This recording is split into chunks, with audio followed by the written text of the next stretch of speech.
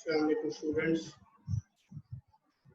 मैं हूँ Amir Ali Shahzad, business communication and report writing के टॉपिक सक्सेसफुल इंफॉर्मेटिव स्पीकिंग के साथ आपकी खिदमत हूँ। आज हम डिस्कस करेंगे what is informative speaking, purpose of informative speaking and kinds of informative speaking. तीन हमारे मेन आज के लेक्चर के सब टॉपिक्स हैं। तो come to the lecture. What is informative speaking और definition of informative speaking. Student, speech से निकला है, इसका मतलब है गुफ्तगू करना, बातचीत करना। जब हम बात करते हैं स्पीच की तो ये वो गुफ्तगू की हम बात कर रहे होते हैं जो हम मीटिंग्स में, सेमिनार में, लेक्चर में, फेस टू फेस कन्वर्सेशन करते हैं। हमारा मीनिंग यहाँ पे वही है। और इंफॉर्मेटिव स्पीकिंग से मुराद ऐसी गुफ्तगू जो नॉलेज में इजाफा करें, जो मालूमात में इजाफा करें, उसको हम इंफॉर्मेटिव स्पीकिंग कहेंगे या स्पीच कहेंगे। तो डेफिनेशन कि informative speeches are those in which primary goal is to create understanding. Informative speech का मतलब कि वो जो हमारा प्राइमरी गोल होता है वो ये होता है कि हम किसी की माइंड में अंडरस्टैंडिंग पैदा कर दें, उसे नॉलेज फ्राहम कर दें, उसके इल्म में इजाफा कर दें, उसे इन्फॉर्म करें। As an informative speaker, your theoretical test is to present informative in such a way that hold interest, facilitate attending, and increase the likelihood of remembering. Informative speaker का जो मेन गोल होना चाहिए, जो उसके objective में शामिल होना चाहिए या उसका जो टारगेट है वो ऐसा होना चाहिए कि वो अपने लेक्चर में, अपनी स्पीच में इंटरेस्ट पैदा करे और उन्हें अटेंड करने के लिए सहूलत फराहम करे और उनकी लाइक में इजाफा करे, यानी उसको सुनने के लिए लोग मुश्ताक हों, इंटरेस्ट ले रहे हों और उसे गुफ्तगू बड़े दिलचस्प अंदाज में सुनने की वो कोशिश कर रहे हों लोग। वो ऐसा एटमॉस्फेयर वहाँ क्रिएट करे कि लोग उसकी गुफ्तगू को दिलचस्पी के साथ सुने और उसको याद करने की कोशिश करें। You must be more conscious of speaking as a tool to accomplish your objective. तो आपके ऑब्जेक्टिव को अचीव करने के लिए आपको इस बारे में कॉन्शियस होना चाहिए कि आप अपने ऑब्जेक्टिव कैसे अचीव कर सकते हैं, आप किस तरह की गुफ्तगू करेंगे कि आपके ऑब्जेक्टिव अचीव हो जाएंगे। तो यहाँ पर इंफॉर्मेटिव स्पीकिंग का मकसद ये होता है कि म्यूचुअल अंडरस्टैंडिंग पैदा करना। अपनी इंफॉर्मेशन की मदद से एक स्पीकर जो है वो दूसरे के माइंड में जो है वो इंफॉर्मेशन जो है उसकी अंडरस्टैंडिंग पैदा करता है, उसकी मेमोरी में जो इंफॉर्मेशन का है वो पॉजिटिव जो है वो इजाफा करने की कोशिश करता है। यही उसके ऑब्जेक्टिव होने चाहिए। अब मकसद क्या है कि हम इंफॉर्मेटिव स्पीकिंग क्यों करते हैं, what are the main purpose of informative speaking. तो speech can be categorised according to their purpose, such as meetings are categorised. The purpose helps determine contents and style. It also affects amount of audience participation that गुफ्तगू करने का मकसद very कर सकता है। एक meeting से दूसरी मीटिंग का मकसद डिफरेंट हो सकता है। लेक्चर्स जो है वो डिफरेंट हो सकते हैं, डिफरेंट टॉपिक्स पे गुफ्तगू की जा सकती है और उनके स्टाइल, उनका कंटेंट्स, उनका मटेरियल, उनके जो कंटेंट्स हैं इंफॉर्मेशन के या उस स्पीच के, वो वेरी कर सकते हैं। It depends upon the nature of the meeting and nature of speech, वो किस तरह की गुफ्तगू है। तो इसी तरीके से उसका जो डाटा होगा, जो उसकी इंफॉर्मेशन, जो मैसेजेस होंगे, जो स्टाइल होंगे, वो डिफरेंट होंगे। ये वेरी करता है, कोई एक ऑब्जेक्टिव नहीं है। वैसे हमारी दुनिया में जो भी हम गुफ्तगू करते हैं, हम जो भी इंफॉर्मेशन डिलीवर करने की कोशिश करते हैं, उनके तीन मेन ऑब्जेक्टिव्स होते हैं। इन तीन में से कोई एक हो सकता है। जब हम गुफ्तगू करते हैं, जब हम बोलते हैं, तो हमारे इन तीन मकासद में से कोई एक मकसद हो सकता है। तो नंबर 1 तो है टू इन्फॉर्म और एनालाइज, नंबर 2 है टू मोटिवेट द और इंटरटेन, और थर्ड है टू परसुएड। जब भी इंसान गुफ्तगू करता है, बोलता है, ये तीन जो ऑब्जेक्टिव है इनमें से उसका कोई एक ऑब्जेक्टिव हो सकता है। कोई एक ऑब्जेक्टिव को सामने रख के वो गुफ्तगू करता है, या तो किसी को इन्फॉर्म करने की कोशिश कर रहा होता है, जैसे टीचर है वो इंफॉर्मेशन डिलीवर करता है, वो लेक्चर डिलीवर करता है, वो नॉलेज फराहम करने की कोशिश करता है। इस तरीके से एक एक्टर है, एक मौसीकार है, वो जो है वो मोटिवेट करने के लिए या इंटरटेन करने के लिए जो है वो ऑडियंस को वो कोई गाना सुनाता है, कोई नाच सुनाता है, कोई तलावत सुनाता है, कोई जोक सुनाता है। वो क्या करता है, इंटरटेन करने के लिए। या एक थर्ड ऑब्जेक्टिव हो सकता है, पर्पस हो सकता है एक स्पीकर का, वो है परसुएट। परसू का मतलब होता है पैरवी करना, इच्छा करना, या उसको कन्विंस करना, मोटिवेट करना। ऐसे ये परसुएट उस वक्त इस तरह की जो है वो ये ऑब्जेक्टिव इस्तेमाल किया जाता है जब कोई सेल करनी हो, अपने ऑब्जेक्टिव अचीव करने हो, जब हमने ऑडियंस से, क्लाइंट से कोई डिसीजन लेने के लिए उन्हें मोटिवेट करना हो, तो फिर हम कहते हैं कि इसका ऑब्जेक्टिव टू परसुएट का मैसेज है कि ये पैगाम इसका जो है वो परसू करने के लिए है, दूसरों को मोटिवेट करने के लिए, कन्विंस करने के लिए है। तो ये तीन मकासद में से कोई एक हो सकता है जब भी हम गुफ्तगू करते हैं। हम या तो अपनी पॉपुलैरिटी में इजाफा करना चाहते हैं, या उसको एंटरटेनमेंट फराहम करने की कोशिश कर रहे होते हैं, या हम एक टीचर है तो नॉलेज फराहम करने की कोशिश कर रहा है, एक सेलमैन है तो अपनी प्रोडक्शन को सेल करने की कोशिश कर रहा होता है। इन तीनों में से कोई एक ऑब्जेक्टिव हो सकता है। हम देखते हैं एक एक करके, वन बाय वन, ये जो ऑब्जेक्टिव्स हैं इनका मकसद क्या है और क्यों हम ये स्पीकिंग करते हैं। तो पहला है टू मोटिवेट और एंटरटेन, किसी को कायल करना या फिर उसे महसूस करना, एंटरटेन करना। ये जितने मौसीकार होते हैं, नात खान होते हैं, ये दूसरा को एंटरटेन करने की कोशिश कर रहे होते हैं। तो when you are trying to motivate or entertain the audience, you are generally do most of the talking. जब आप किसी को एंटरटेन करते हैं तो फिर जो स्पीकर होता है वो बहुत ज्यादा गुफ्तगू वही करता है, सामीन सिर्फ सुनते हैं, और जो रिसोर्स पर्सन होता है या जो स्पीकर होता है वो ऑडियंस के साथ गुफ्तगू ज्यादा करता है। During your speech, the audience plays an essential role, listening to your remarks but providing written direct input in the form of comments or questions.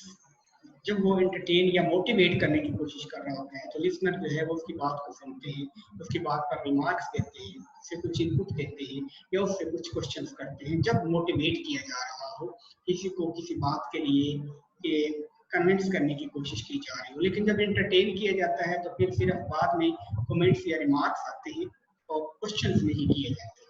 तो इसलिए आपको जो कंटेंट्स है मैसेज के, एक स्पीकर को उसके उन कंटेंट्स तक रहना चाहिए, उनको कंट्रोल करना चाहिए। तो पहला ऑब्जेक्टिव क्या था कि हमने मोटिवेट करना है या एंटरटेन करना है, तब हम स्पीच करते हैं, हम गुफ्तगू करते हैं। सेकंड पर्पस है इंफॉर्मेटिव स्पीकिंग का, वो है टू इन्फॉर्म एंड एनालाइज, किसी चीज पे तज्जिया करना या किसी को कोई मालूमात फराहम करना। दूसरा ऑब्जेक्टिव ये भी हो सकता है, क्लास में एक टीचर, एक लेक्चरर, एक प्रोफेसर जो है उसका ऑब्जेक्टिव, उसका पर्पस इंफॉर्मेटिव स्पीकिंग का क्या होता है, to inform the students, to provide the knowledge, to deliver the information, to facilitate the students. तो वो इन्फॉर्म करना जो है वो बेसिकली टीचिंग के जुमरे में आता है। एक जो आलिम है वो भी टीच कर रहा होता है, वो प्रीच कर रहा होता है, वो भी हमें नॉलेज फराहम कर रहा होता है। So when your purpose is to provide the information or analyze a situation, you and audience generally interact. जब हम इंफॉर्मेशन प्रोवाइड कर रहे होते हैं, हमारा ये दूसरा ऑब्जेक्टिव जब पूरा हो रहा होता है, तो उसमें जो सामीन होते हैं, ऑडियंस होते हैं, और जो रिसोर्स पर्सन या स्पीकर होता है या टीचर होता है, वो फिजिकली उनके दरमियान इंटरेक्ट होता है, उनके दरमियान क्वेश्चन आंसर का सेशन भी होता है, एक इंफॉर्मेशन डिलीवर करते हैं, फिर उनसे फीडबैक भी ली जाती है। तो दूसरा ऑब्जेक्टिव इंफॉर्मेशन का हो सकता है, और ये आमतौर पर जब टीचिंग या प्रीचिंग की जाती है उस वक्त ये ऑब्जेक्टिव होता है स्पीकर का। थर्ड और लास्ट जो हमारा पर्पस हो सकता है, या आमतौर पर जितनी भी ये स्पीकिंग स्पीचेस होती है उनमें जो ऑब्जेक्टिव होता है, सबसे टॉप ऑफ प्रायोरिटी जो होता है, वो होता है टू परसुएड और कोलैबोरेट, किसी को डिसीजन के लिए एग्री करना, किसी को कन्विंस करने की कोशिश करना, तो परसुएड कहलाता है। जितने बिजनेसमैन होते हैं, सेल्समैन होते हैं, सेल्स रैप होते हैं, बिजनेस डेवलपमेंट ऑफिसर्स होते हैं, जो ऑडियंस को इकट्ठा करके उनसे गुफ्तगू करते हैं, तो उनका ऑब्जेक्टिव यही होता है कि उनकी प्रोडक्ट की इस तरह से तशहीर की जाए उसके इस तरह से फीचर्स बयान किए जाएं कि वो प्रोडक्ट जो है वो ऑडियंस के लिए ये साबित करने की कोशिश करता है कि ये इंतहाई इम्पोर्टेंट है, इसके बगैर उनकी जो लाइफ है वो अधूरी है। वो इस तरह से उस प्रोडक्ट की जो फीचर्स हैं उसको बयान करता है और कोशिश करता है कि ऑडियंस को, कस्टमर्स को कन्विंस करने की कोशिश करें और उनको अपने प्रोडक्ट जो है वो सेल करने की कोशिश करें, उनसे वो डिसीजन गेट करने की कोशिश करता है। Most interaction occur when your aim is to persuade people to take a particular action or to collaborate with them to solve problem or reach a decision। उनको कोई प्रॉब्लम है, उनको सॉल्व करने की कोशिश करता है और किसी डिसीजन पर पहुंचने और उनसे डिसीजन गेन करने की कोशिश करता है। डिसीजन यही है कि प्रोडक्ट की अगर वो पब्लिसिटी कर रहा है तो उनका डिसीजन ये होगा कि वो उनके प्रोडक्ट को परचेज कर लें, तो ये परसुएट और कोलैबोरेट कहलाएगा। Usually begin by providing facts and figures that increase the audience understanding of the subject। जो स्पीकर होता है वो अपने सब्जेक्ट के बारे में, अपने प्रोडक्ट के बारे में एक म्यूचुअल अंडरस्टैंडिंग पैदा करता है। वो हकाइक और अदाद-ओ-शुमार पेश करता है, मतलब कि कोशिश करने की कोशिश करता है, मतलब उसको और वो इस तरह से उनको कन्विंस करने की कोशिश करता है कि ऑडियंस जो है वो उसके ऑब्जेक्टिव पे डिसीजन करें और उनके डिसीजन से, उनकी रिकमेंडेशन से जो है उसके ऑब्जेक्टिव अचीव हो सकते हैं। तो किसी को कन्विंस करना, उससे डिसीजन लेने के लिए इस तरीके से उनको मोटिवेट करना, कन्विंस करने की कोशिश करना, ये पर्पस ऑफ इंफॉर्मेटिव स्पीकिंग का थर्ड था, टू परसुएड और कोलैबोरेट। हमारा आज के टॉपिक का जो सेकंड पार्ट है वो है काइंड्स ऑफ इंफॉर्मेटिव स्पीकिंग। कि जो स्पीचेस की जाती हैं, जो इंफॉर्मेशन डिलीवर की जाती है, वो किस किस तरीके से होती है, उनके मेथड्स क्या हैं और उनकी काइंड्स क्या हैं। तो there are generally in our society 4 kinds of informative speaking. First one है जनरल रिपोर्ट्स, सेकंड है गुडविल, थर्ड है ब्रीफिंग्स एंड नंबर 4 है इंस्ट्रक्शन। जब भी हम गुफ्तगू करते हैं, हम बिजनेस फर्म की बात कर रहे हैं, उनके अंदर काम करने वाले ऑफिसर्स, सेल्समैन, मैनेजर, उनकी जो गुफ्तगू होती है वो इन 4 कैटेगरीज पर मुश्तमिल होती है। या तो वो एक रिपोर्ट की सूरत हो सकती है कि उन्हें annually, weekly sales, purchase, production, profit and loss की रिपोर्ट्स हो सकती है, या फिर कंपनी अपनी गुडविल को इम्प्रूव करने के लिए, कस्टमर के साथ इंटरेक्ट रखने के लिए, कस्टमर को रिटेन रखने के लिए, मार्केट में अपना नाम को कंटिन्यू रखने के लिए, कस्टमर्स के माइंड में कंपनी की गुडविल को इम्प्रूव करने के लिए इस तरह की टास्क, शोज, अनाउंसमेंट करती रहती है, जिन्हें हम गुडविल कहते हैं। मकसद यही होता है कि कस्टमर टच रहें कंपनी के साथ, उसके प्रोडक्ट को इस्तेमाल करते रहें। तो गुडविल में मुख्तलिफ किस्म के प्राइजेस, मुख्तलिफ किस्म के बेनिफिट्स, मुख्तलिफ किस्म की जो है वो ऑफर्स प्रोवाइड की जाती हैं। तो ये ताकि इस पर्पज के लिए होती है। ब्रीफिंग्स में किसी प्रॉब्लम्स पर जो है रोशनी डाली जाती है। जब कारकर्दगी की बात की जाए, जब सेल की बात की जाए, जब कोई प्रॉब्लम अक्कर होता है उसके बारे में हकाइक बयान किए जा रहे हैं, तो वो ब्रीफिंग्स की सूरत में जो मैनेजर्स होते हैं वो एक्टिव को, अपने सीनियर्स को या मैनेजमेंट को उस प्रॉब्लम के बारे में या उस ओवरऑल परफॉर्मेंस के बारे में, कंपनी की जो ओवरऑल एक्टिविटीज होती है उसके बारे में इंफॉर्मेशन देते हैं, जिन्हें हम ब्रीफिंग्स कहते हैं। नेक्स्ट है इंस्ट्रक्शन। एक्सपीरियंस्ड लोग जो होते हैं वो इंस्ट्रक्शन से देते हैं, वो अपने एक्सपीरियंस की बुनियाद पर दूसरों को के अंदर एक्सपर्ट पैदा करने के लिए, एक्सपर्टीज पैदा करने के लिए उनको जो उनकी ड्यूटीज हैं या उनकी जॉब की जो रिस्पॉन्सिबिलिटीज हैं वो अच्छे अंदाज में, ताकि वो परफॉर्म कर सके, उनको हिदायत देते हैं। जैसे कि नया एम्प्लॉय जो है वो एक इंडस्ट्री के अंदर आता है तो उसकी क्या क्या रिस्पॉन्सिबिलिटीज हैं, वर्क कैसे करना है, एक प्लांट को कैसे चलाना है, उनकी प्रॉब्लम जब पेश आती हैं तो उनको हैंडल कैसे करना है, तो उसको ट्रेनिंग दी जाती है, उनको बताए जाते हैं स्टेप बाय स्टेप कि आपने किस तरीके से क्या क्या एक्टिविटीज करनी है इंडस्ट्री के अंदर रहकर, तो वो इंस्ट्रक्शंस कहलाती हैं। तो ये 4 तरह की हम गुफ्तगू करते हैं जिन्हें हम काइंड्स ऑफ इंफॉर्मेटिव स्पीकिंग कहते हैं। One by one Reports: the speaker read a periodical or annual report on different topics to the business. Oral reports are boring for listeners because some speakers do little to make their statements interesting or work on clarity of organization. Speaker जो हैं वो annual या semi annual या weekly जो है वो मुख्तलिफ किस्म की रिपोर्ट्स जो है रिटन फॉर्म में मैनेजमेंट को देते हैं, लेकिन उनके ऊपर अगर वो रिपोर्ट्स को थोड़ा सा डिस्कस कर लिया जाए, तो उसके ऊपर स्पीच कर ली जाए तो ज़्यादा इंटरेस्टिंग और उसमें ज़्यादा क्लैरिटी आ जाती है। तो जो आमतौर पर मुख्तलिफ किस्म की ऑरल रिपोर्ट्स होती हैं उन्हें हम पीरियाडिक डिपार्टमेंटल रिपोर्ट कह सकते हैं। Progress report on sale activities हो सकती है, रिपोर्ट ऑन मैन्युफैक्चरिंग प्रॉब्लम्स हो सकती है, रिपोर्ट्स ऑन मैन्युफैक्चरिंग प्रॉब्लम के बाद रिपोर्ट्स ऑन कॉम्पिटिटिव ऑपरेशंस हो सकती हैं और reports on problem with vendor हो सकता है। ये मुख्तलिफ किस्म की जो है वो एक्टिविटी होती हैं, उसके ऊपर ये रिपोर्ट्स जो है वो क्रिएट की जाती हैं, रिपोर्ट्स लिखी जाती हैं। जैसे मार्केट रिपोर्ट एक मखसूस अरसे के दौरान ये जो स्पीकर होते हैं बड़े एक्सपर्ट होते हैं मुख्तलिफ किस्म के सब्जेक्ट्स के ऊपर, इनकी बड़ी नज़र होती है, तो वो उस दौरान की उस पीरियड की रिपोर्ट जो है वो पेश करते हैं, जिस जो ऑडियंस होते हैं या जनरल पब्लिक होती है वो अवेयरनेस हासिल करती है।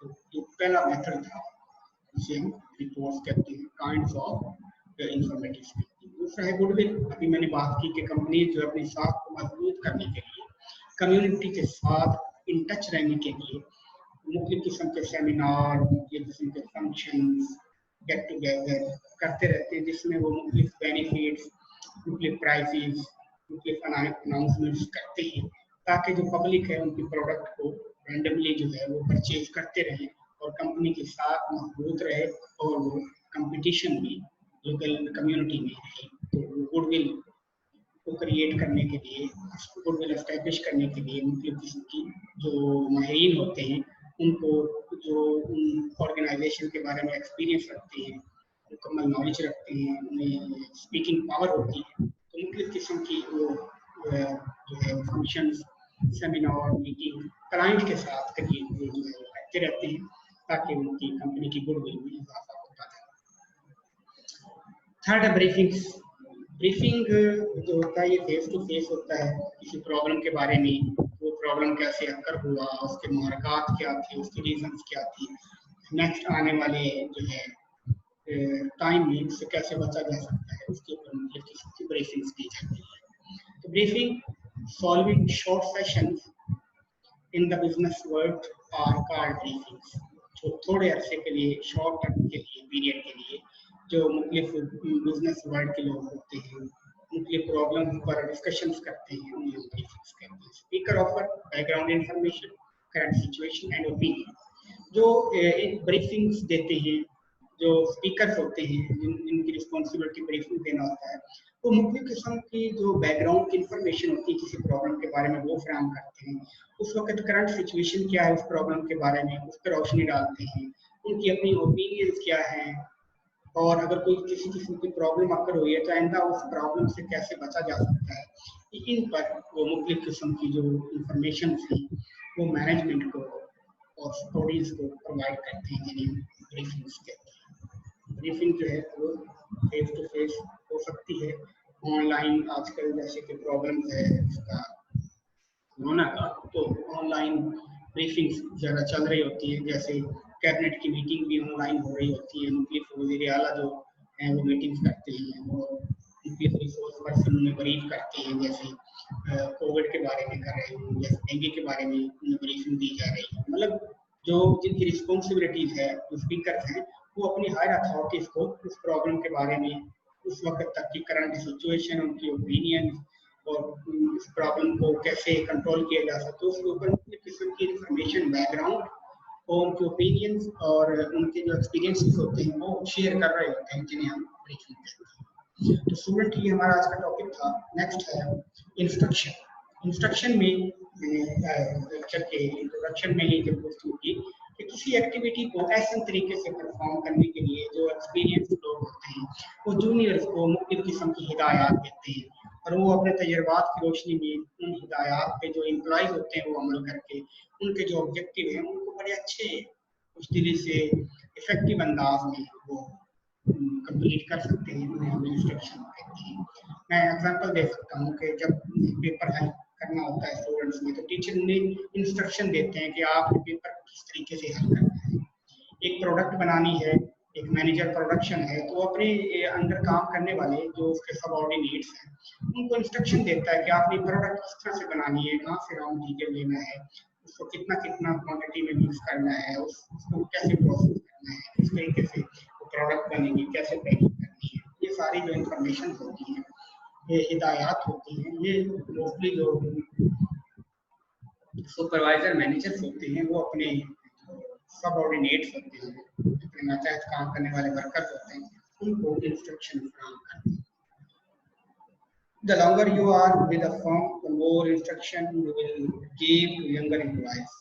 जितना ज़्यादा अरसा कोई एम्प्लॉय जो है किसी ऑर्गेनाइजेशन में काम करता है, उसका तजुर्बा उतना ही बढ़ता है और उतनी ही ज़्यादा हिदायत उसे अपने जूनियर्स को देनी पड़ती है। Who can benefit from your experience? जो आपके तजुर्बा से फायदा हासिल करते हैं, वैसे तरीके से अपनी जिम्मेदारियां सर अंजाम देते हैं। Your responsibility maybe to instruct either several people or on some occasions an entire class of recruit new to the firm. मुख्तलिफ मौक़ों पर जब नई रिक्रूटमेंट्स की जाती हैं, उनको उनकी जिम्मेदारियां क्या क्या हैं, उन्हें क्या क्या एक्टिविटीज़ करनी है, इसके बारे में उनको आगाही दी जाती है, उन्हें इंस्ट्रक्शन करते हैं। The goal again is to make clear process, policy or even philosophy of the company. मकसद इंस्ट्रक्शन देने का कि ऑर्गेनाइजेशन की पॉलिसीज क्या है, प्रोसेसेस क्या हैं और उसकी फिलोसफी क्या है, किस तरीके से आपने अपनी जॉब को ऐसे तरीके से सर अंजाम देना है, ये ऑब्जेक्टिव होते हैं इंस्ट्रक्शंस के। ये 4 काइंड थी स्पीचेस की, टॉकिंग की या गुफ्तगू करने की या नॉलेज फराहम करने की, ये 4 मेथड थे। स्टूडेंट्स इंशाल्लाह नेक्स्ट लेक्चर के साथ आपकी खिदमत में हाजिर होंगे। उम्मीद है कि आपने ये टॉपिक हमारे रिमेनिंग सिलेबस का एक हिस्सा था, लास्ट चैप्टर था, तो आज हमने कंप्लीट कर लिया। इसके बाद इंशाल्लाह नेक्स्ट हमारा टॉपिक होगा what is report, explain the types of reports. तब तक आप इसको स्टडी कर लीजिएगा, इसे अच्छे तरीके से आपने लर्न करना है। इंशाल्लाह आपसे फिर मुलाकात होगी।